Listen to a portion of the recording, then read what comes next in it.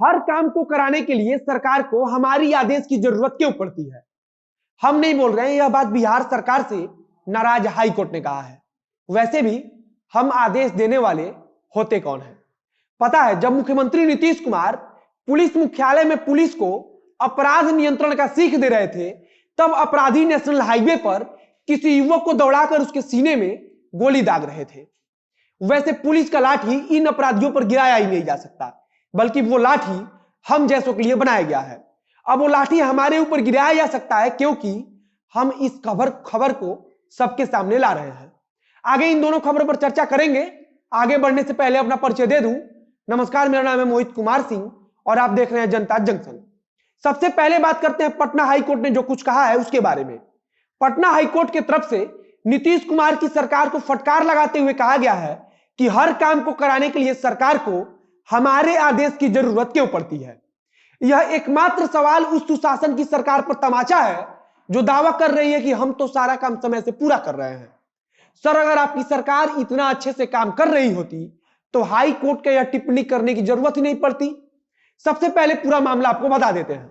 नवंबर महीने में Patna high court ने राज्य सरकार को निर्देश दिया था कि गया के विष्णुपद मंदिर का प्रबंधन वैष्णो देवी मंदिर, काशी विश्वनाथ और तिरुपति बालाजी मंदिर जैसा किया जाए और इसके लिए सरकार कानून बनाए। कोर्ट ने यह भी कहा था कि कानून बनाने में पुजारियों को पूजा कराने और दक्षिणा लेने के अधिकार में कोई हस्तक्षेप ना किया जाए। इस बात को कहे लगभग 1 महीना बीत गया, लेकिन कछुआ की रफ्तार से चलने वाली इस सरकार में इसकी प्रक्रिया भी शुरू नहीं हुई, जिसके बाद से हाई कोर्ट को मजबूरन तल्ख टिप्पणी करनी पड़ी। कोर्ट ने सरकार से सवाल पूछा कि आखिर अब तक सरकार के द्वारा बिहार राज्य धार्मिक न्यास बोर्ड यानी कि Bihar state religious trust board की स्थापना क्यों नहीं की गई है।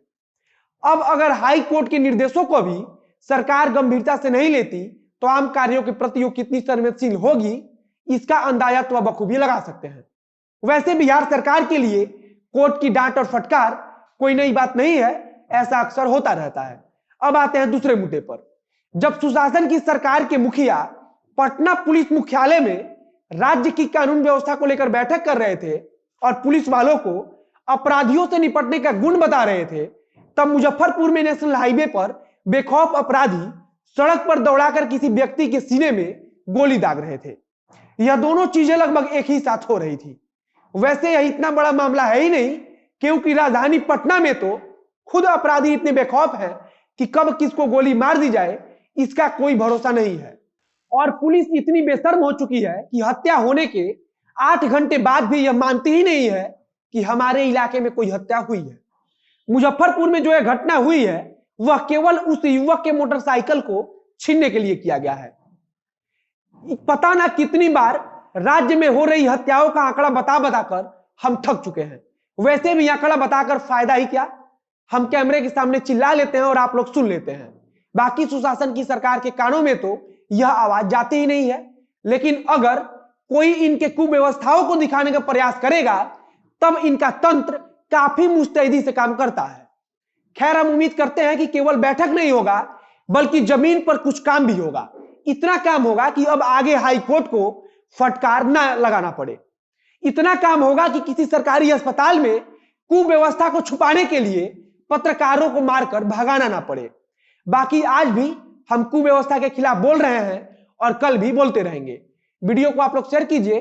फेसबुक पर देख रहे हो तो पेज को लाइक कीजिए, यूट्यूब पर देख रहे हो तो चैनल को सब्सक्राइब कीजिए।